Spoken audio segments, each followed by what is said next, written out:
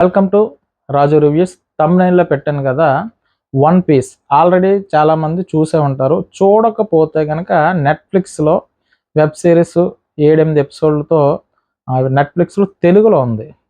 మీరు కరేబియన్ దీవులు మూవీలు చూశారు కదా, అంటే సముద్రంలో సాహసాలు, సముద్రంలో విన్యాసాలు, ఒక యాక్షన్ మూవీ. అలాగే దీంట్లో గ్రాఫిక్స్ అద్భుతంగా ఉంటాయి. సో ఏదన్నా అవెంజర్స్ మూవీ చూశారు కదా, ఈ అవెంజర్స్ మూవీ చూసిన వాళ్ళు దాన్ని చాలా పెద్ద హిట్ చేశారు.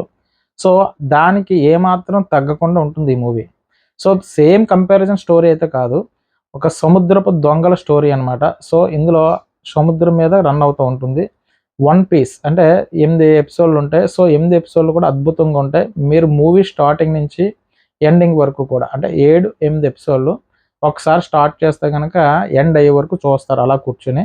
అంత అద్భుతంగా ఉంటుంది ఈ వెబ్ సిరీస్ అయితే. ఇది 1997 నుంచి జపాన్లో కార్టూన్ సంబంధించి మంచి పాపులర్ షో అటైతే. సో దీన్నే కథాంశంగా తీసుకుని వచ్చి మనకు 2023లో నెట్ఫ్లిక్స్లో ఇది రిలీజ్ చేయడం జరిగింది. ఆల్రెడీ దీనికి సీజన్ 2 కూడా వస్తుంది. సో నేను ఈ సీజన్ 1కి సంబంధించి, అంటే మీరు వెబ్ సిరీస్ కదా నేను లైట్ తీసుకున్నాను, ఏంట్రా బాబు అన్నట్టుగా.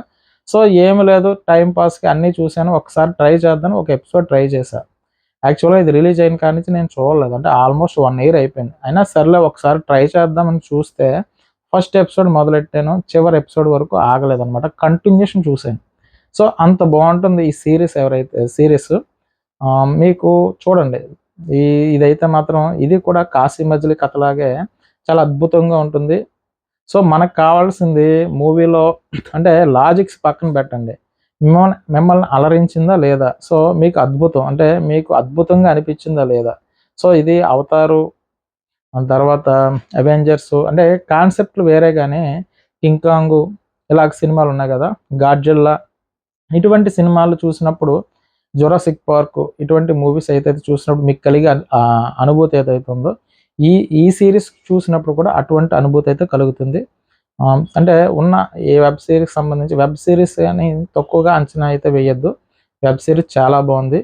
సో సముద్రపు దొంగలు అంటే సముద్రం మీద వెళ్ళడం, సో ఒక ఎపిసోడ్ నుంచి ఒక ఎపిసోడ్కి, తర్వాత ఇందులో చేజింగ్ సీన్స్ కానీ, తర్వాత గ్రాఫిక్స్ కానీ, ఫైట్స్ కానీ, సో అన్ని ఎలిమెంట్స్ ఇందులో ఉన్నాయి. సో మీకు విన్యాసాలు అయితే చాలా అద్భుతంగా ఉంటాయి. నాకైతే చాలా బాగా నచ్చింది సిరీస్. సో కథ చెప్పడం ఎందుకని, సో మూలం ఏంటంటే ఏమీ లేదు, సముద్రంలో ఒక దానికి సంబంధించి వెతుకుతూ ఉంటారు. దానికి సంబంధించి ఒక దీవి నుంచి ఒక దీవికి మారుతూ ఉంటారు. దాంట్లో దొంగలు ఉంటారు, దాంతోపాటు కొన్ని రాజ్యాలకు సంబంధించి కొన్ని జరుగుతూ ఉంటాయి దీనికి సంబంధించి. సో అన్నీ ఉన్నాయి ఇందులో, సో లేదంటూ ఏమీ లేదు. సో కాబట్టి మీకు నచ్చుతుంది, అంటే కథ అంతా చెప్పడం ఎందుకని నేను చెప్పట్లేదు. సో నేను చెప్పేది ఏంటంటే, ఇంతకుముందు నేను చెప్పిన రివ్యూలు చూసిన వాళ్ళు ఎవరన్నా ఉంటే, ఇతను చెప్పిన దాంట్లో ఎంతకంత వాస్తవం ఉందరా బాబు, బాగానే ఉన్నది అని మీకు అనిపిస్తే కనుక ఈ సిరీస్ కూడా చూడలేని వాళ్ళు ఎవరన్నా ఉంటే ఒకసారి ట్రై చేయండి. సో మీకు నచ్చితే ఫస్ట్ మీరు చూడండి, మీకు నచ్చితేనే మీ ఫ్యామిలీకి చూపించండి. సిరీస్ అయితే చాలా బాగుంది. సో దీని మీద నా రివ్యూ ఏంటంటే, మీరు టాప్ 5 అనుకోండి, అంటే రేటింగ్లో 5 అనుకోండి, నా రేటింగ్ అయితే మాత్రం దీనికి 4.5 అయితే ఇస్తాను. మీకు అర్థమైంది కదా, అంత బాగుంది సిరీస్. నేనైతే మాత్రం చాలా హ్యాపీ ఫీల్ అయ్యాను, అనవసరంగా ఇన్ని రోజుల నుంచి ఎందుకు చూడలేదురా అన్న ఫీలింగ్ అయితే నాకు కలిగింది. ఇది కూడా నెట్ఫ్లిక్స్లో అవైలబుల్గా ఉంది, తెలుగులో అవైలబుల్గా ఉంది. దీనికి సీజన్ 2 కూడా వస్తుంది, అందుకే సీజన్ 1 ఒకసారి ట్రై చేయండి.